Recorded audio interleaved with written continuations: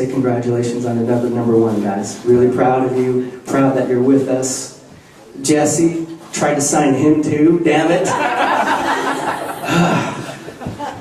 Congratulations, my friend, on everything. This was the first time I ever got a cut that they flipped out when I told them who it was. So this was a huge moment for me. Right, well, let's talk about the song and who came up with this hook, because it's so hooky. I think I'd had that title written down on my phone for a while, and I have no idea what inspired it. I can't remember. It was in my phone at some point. I might have thought of it. I feel like maybe another time that we were writing together, I'd written it down, and we had revisited that, and so we just kind of liked that hook, and I think we were just kind of sat around. Megan had brought a ukulele that day, and Jesse, set up an awesome track, and we made a quick demo. But that song was it wrote itself. It was pretty fast. That one was one of the easier ones. Yeah. They don't always happen like that. Right. So they sure don't.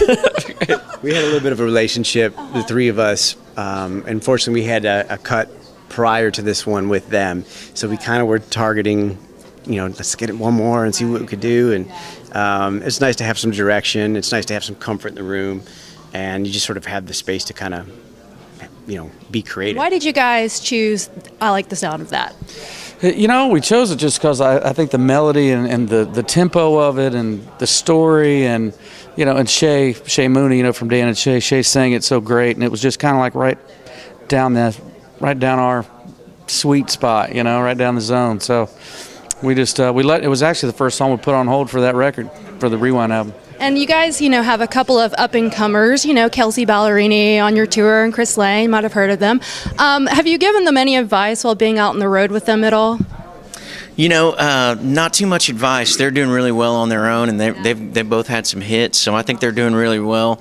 I think the best thing you can say to them is pace yourself, because you can come out of the gate hot and not have enough energy to finish the tour with. So we've had a lot of fun with them, though. It's been great to play some golf with Chris and get to know him a little bit better. And of course, we've known Kelsey for a while, so it's just nice to be able to stand off the side of the stage and watch them grow as artists and see the fans responding the way they've been. And it's always neat to see somebody on the cusp of a really great career. You got to put your heart on a shelf and you walk into a song meeting and you got to go, what is the best song for Rascal Flatts?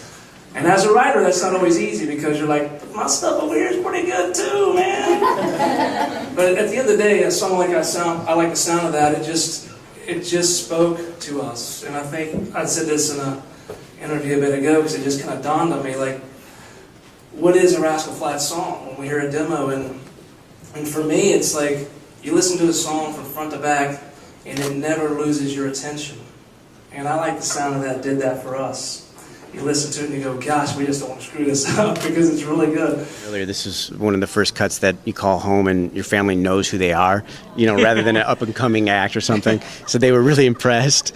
I was somebody, finally. Yeah. And so, yes, they're all extremely a huge deal. This one is a very special one because when we all met, I didn't have really any big cuts. Shay didn't have the duo yet. Megan was just this kind of shy girl from Nantucket, and we were just writing naturally.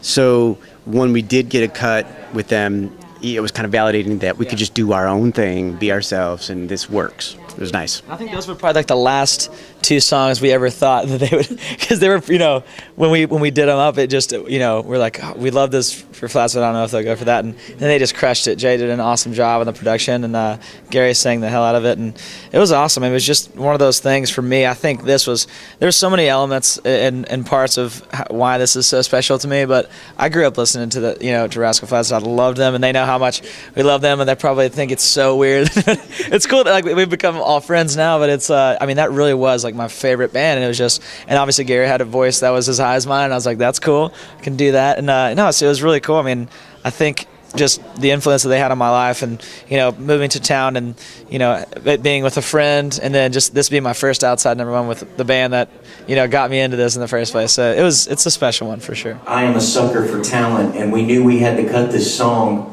When we heard Shay's vocal and all the licks he stole from Gary, we knew.